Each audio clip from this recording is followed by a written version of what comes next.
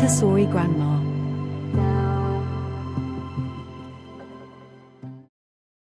Episode 24. The Fundamental Needs of Humans. The Fundamental Needs of Humans. A Montessori story related to history. Retold and presented by Geeta Vijayachandran. The Fundamental Needs of Humans is a lesson done as a follow-up after the third story, the story of humans. Although the children have already worked with the timeline, this lesson sparks their interest. This lesson leads to research and the study of civilizations. This lesson is about human beings and their fight for survival. It allows the child to look at human activities that are done to satisfy their basic needs. The fundamental human needs chart looks at spiritual needs and material or survival needs. Materials used for the lesson. Montessori made two charts. The first chart introduces the two basic needs, that is, it gives an overview of the spiritual and material needs. The second chart is a specialized chart for food. The material and spiritual needs chart looks at all that is needed for survival. The food chart deals with mineral, animal, and plant food. The charts are designed to help children understand that people everywhere have the same basic needs, even though those needs are fulfilled in different ways by different cultures. The fundamental needs lesson sparks interest in children. This is because they can all relate to and identify their own personal and individual needs. Looking closely at the fundamental needs of humans chart, you will notice that the majority of the chart is made up of material needs. Only a small corner is dedicated to spiritual needs. This is for children to find out and complete. Let us start the story. Imagine that we are on a school trip. We are on a ship and get caught in a storm. We somehow paddle in small boats and get to an island. Looking around, we find there are no humans on the island.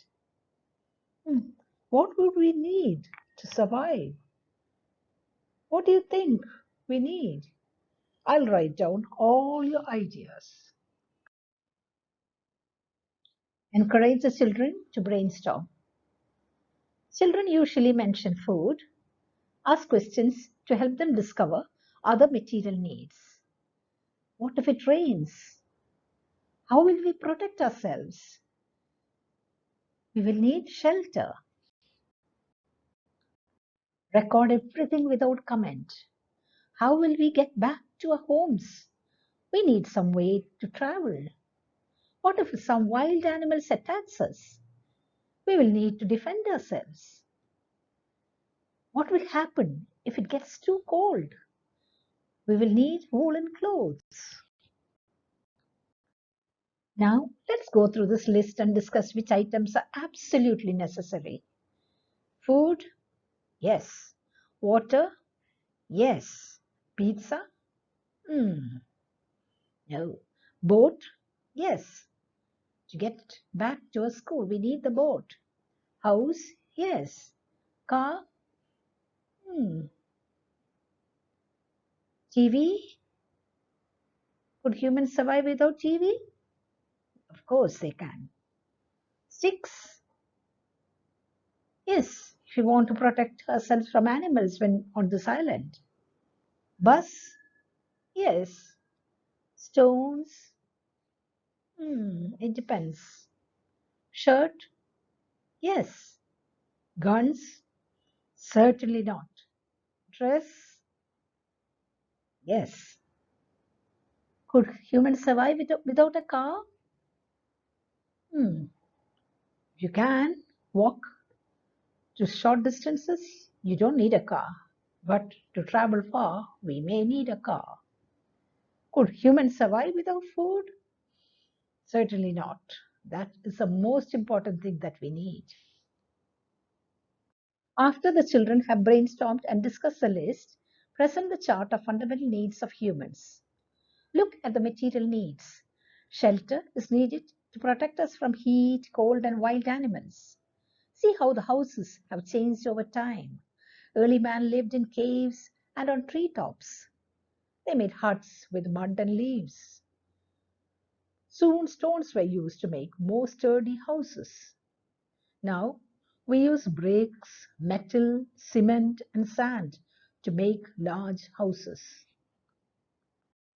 Look at the different means of transport. During early times, people would walk and walk and walk.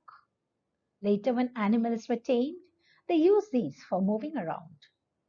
Then came carts tied to wheels and drawn by horses, donkeys, and oxen. These could carry people and goods. For traveling in water, logs were tied together and used for fishing and to go from place to place. Big rafts were used to carry more people around. After the invention of metal, people started making different types of vehicles on wheels. Now we have bicycles, cars, buses, and trucks, to name a few. Ships, trains, and aeroplanes were made to carry more people and goods to far off places. See the beautiful clothes we are wearing and the ones here in the chart. Due to the different weather conditions faced by early humans, it became necessary to find something to protect themselves. Animal skin was used during early times to make clothes, which was later on followed by cotton, linen, and woolen clothes. Now we have many varieties of synthetic materials that are used to make clothes. Fashion has changed drastically over time, more than any other form of art. We need to defend ourselves. You can see the different tools used for defense. Early man used sticks, stones, bows and arrows, and spears, keeping themselves safe in a fortress made of stone. Using gunpowder and guns were some of the tools used for defense later on. All of us need nourishment. Food is very important for us to stay alive. Early humans ate roots, seeds, and fruits. They started hunting small animals, and when better tools were made, they were able to hunt bigger animals. These were eaten raw, as fire was not known to them. Fire brought a great change to their life. They learned to cook food on fire and used clay pots for this. They started farming, and so food was in plenty. Now we have lots of varieties of food and eat all parts of plants. With material needs, humans also need spiritual needs. Do we need love? What about beauty? Do you pray? Do you like music? Spiritual needs make us happy. Spiritual needs gives us pleasure and peace. Vanitos, such as self-esteem, features pictures of a mirror, comb, and necklace. Some people adorn themselves with jewelry and face paint. Here are some symbols of the major religions. We get pleasure listening to music and doing art.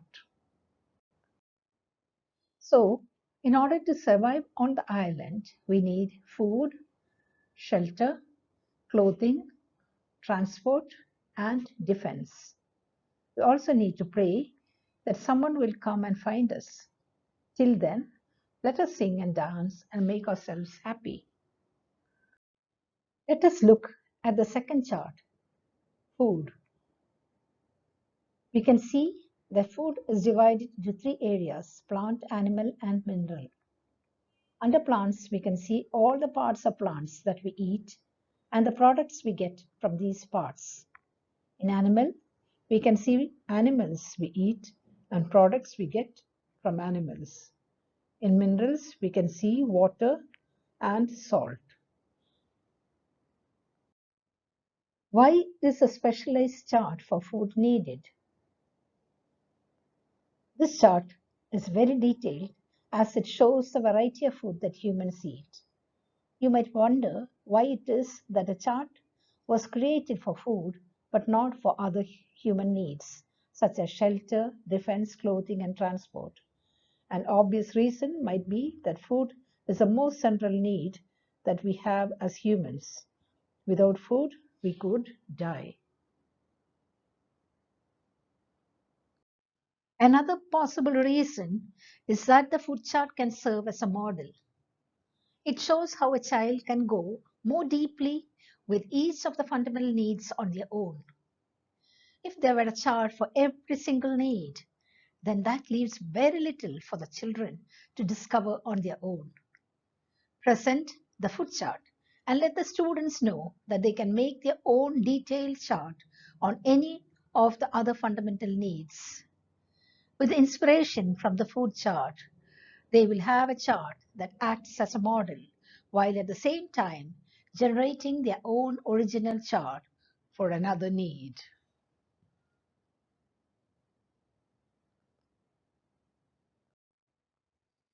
Now, let us talk about food. What do you think early humans ate? Prior to about 3.5 million years ago, early humans ate only leaves and fruits from trees, shrubs, and herbs, similar to modern day gorillas and chimpanzees. These humans were also able to tap into roots, starchy vegetables, and seeds. However, about 3.5 million years ago, early human species began to also notch on grasses, sedges, and succulents, or on animals that ate those plants. Meat was eaten raw. The early humans that consumed most meat were the Neanderthals. When did humans start eating meat? By about 2.5 million years ago, early humans started to occasionally eat meat. By about 2 million years ago, this happened more regularly. By probably about 1.5 million years ago, humans started to get the better parts of animals. How did they start cooking food? There would have been a wildfire, and many animals would have been killed in the fire. The early humans would have come across this and eaten the cooked food and found this was easy to eat. So, early humans started to cook food. They would make a fire and roast some meat and fish on it. Fire was so important that they had a person on watch to see that the fire kept burning.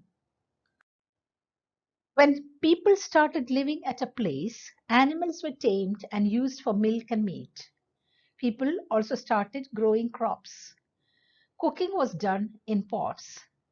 So there was lots of food, and they learned how to save these by making jams, cheese, and other products. As trading started, spices were added. This made the food tastier. Each country developed their own food. People ate in earthen pots and on long leaves and used leaves to make spoons. With the coming of pottery and metal and ceramic plates started to be used to make cutlery, pots, and pans.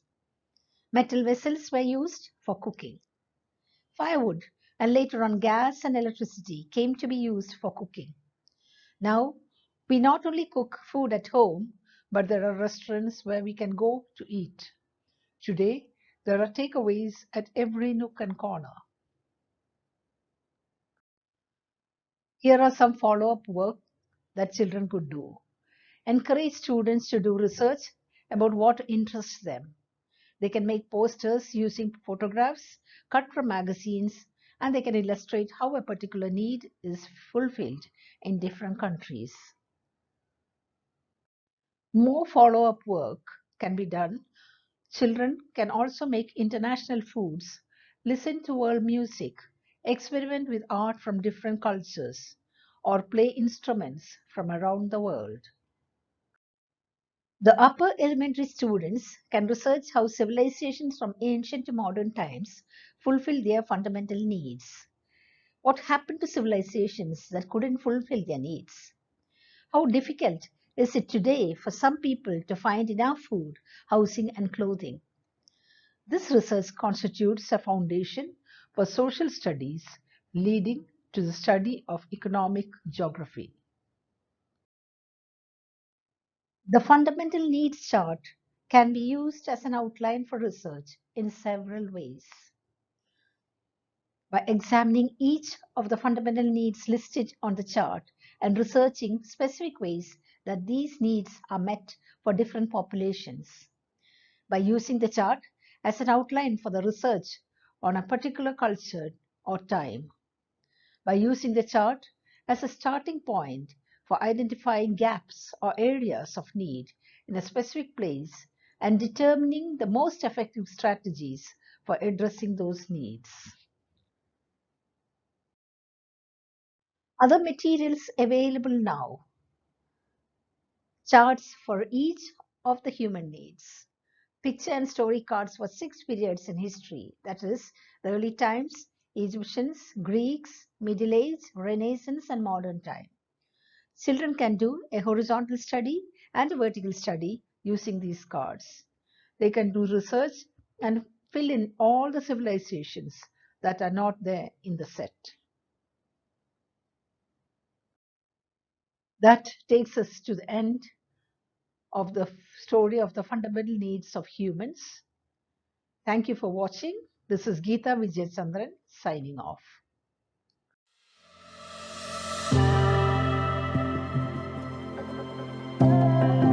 Montessori Grandma.